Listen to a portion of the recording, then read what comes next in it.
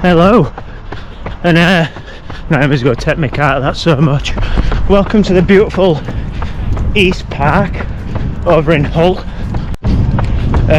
Just finished Parkrun, done really well, and run a 15:48 on my watch, which actually goes down as a PB, so we'll see if the Parkrun gods have granted me that this week. And Naomi herself clocked a 17:36, I believe, which also goes down as a PB, and she's done a little bit more chunk than me, so the Parkrun gods will definitely be in her hands.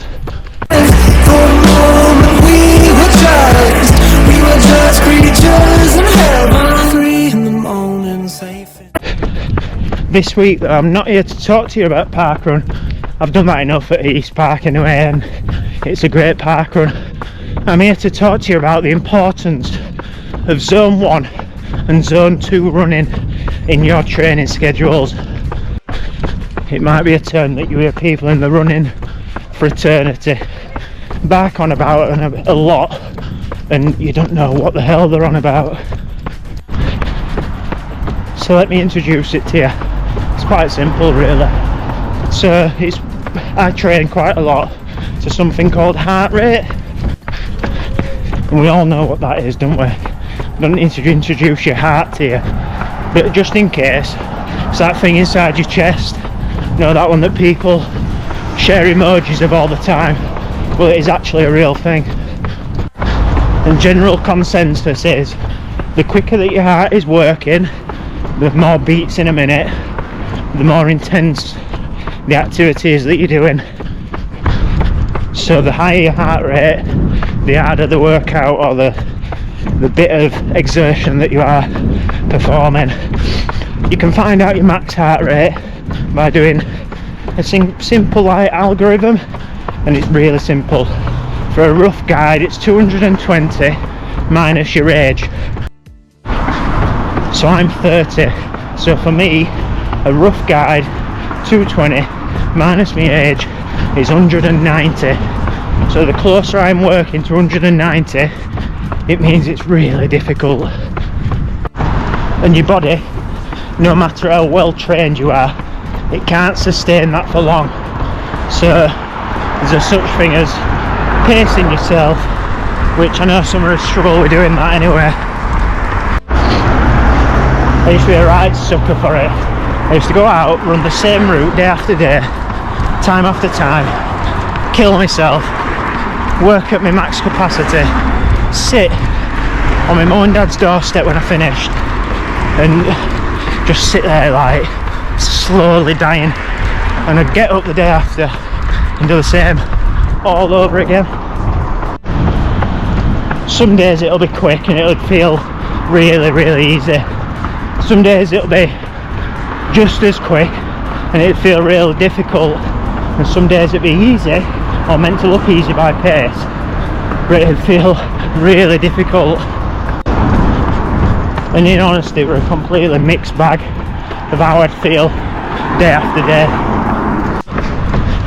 And to begin with, as I did, you will find some improvement, and it's mainly because you've gone from doing nothing to doing something, just a little bit more than you were doing before.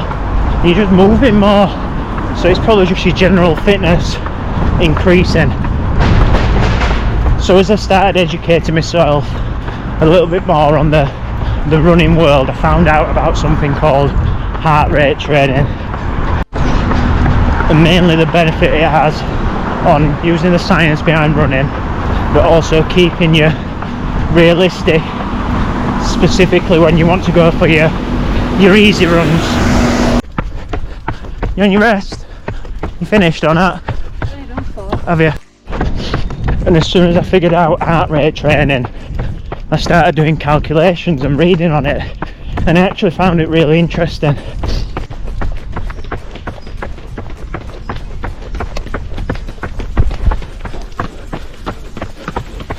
Meow.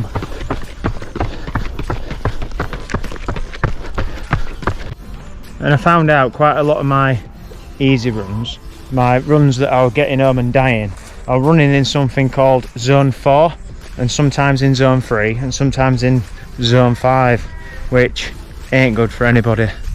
And I spent very little time in this mysterious zone 1 and 2. Maybe it were an ego thing, maybe I thought really it was too slow, apparently. So what do the zones mean? Zone 5 is like you're intense, you're entirely anaerobic, something that you can sustain for a very short interval, might be up to about 400 metres. Zone 4, I like to use that in like, I can get to there in races, to be honest. 5k parkruns, that suits me enough. It's your longer light efforts where you're working at a sustainable pace. It's like your threshold zone, the stuff where you're building up a little bit too much lactate, but your body can almost handle it. At the top end of the zone, you're building up too much lactate to be able to handle that. Zone 3 for me is your tempo zones. There's a lot of interpretation when it comes to zones, so I suggest you do your own reading. But me personally, it's my tempo. I call it zone X as well. I tend to not focus a lot of my training in that particular zone, mainly because it's kind of neither here or there. It's not quite quick enough for what I want, and it's not quite slow enough to recover. And that's a nice segue into my next zone, zone 2.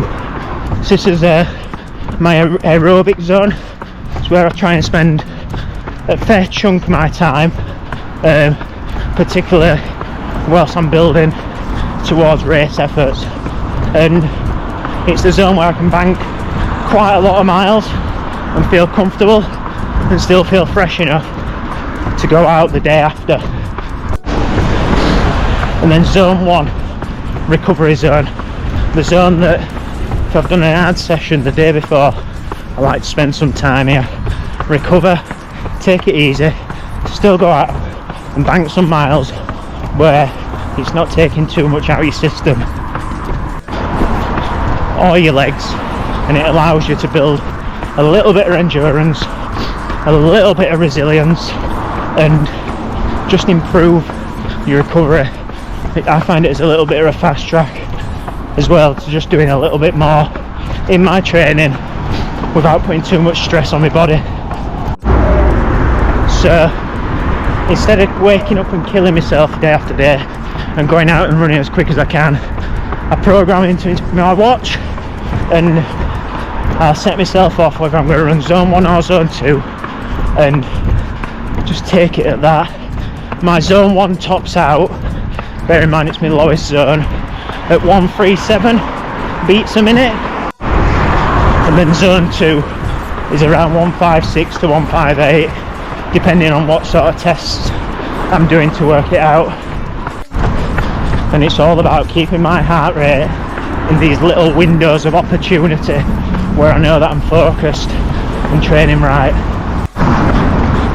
I don't look at pace, I don't look at distance, typically just try and look at time and focus at working my heart for so long day after day. So if it's a zone 1, I'll be looking at anything below 137 for example for 30 minutes and just keeping it below that, and the pace that I'm going at, the speed, almost becomes irrelevant.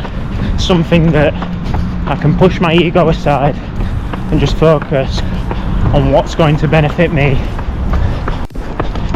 It's easy to get carried away and spend too much time scrolling down Strava trying to beat someone else on a segment.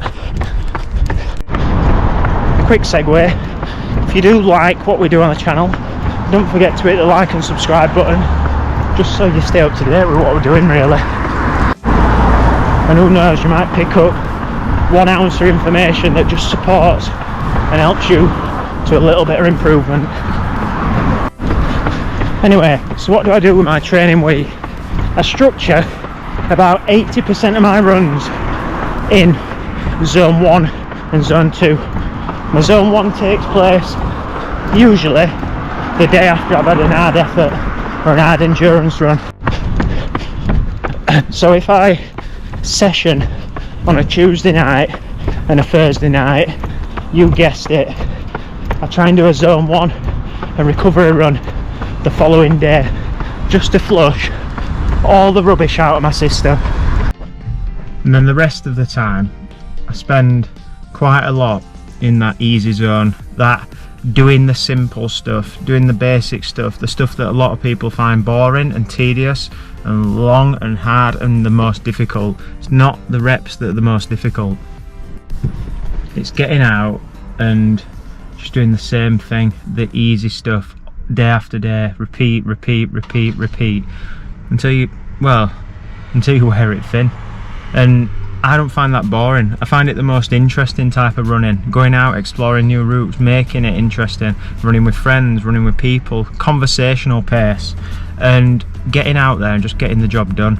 And most of my runs with Kai are all in the easy zone, the comfortable zone, the speed where I can just run for miles and miles and miles and miles, and keeping my heart rate in that sweet spot of anything between 138 to 157, where I seem to make the most improvements, especially in improving my aerobic engine.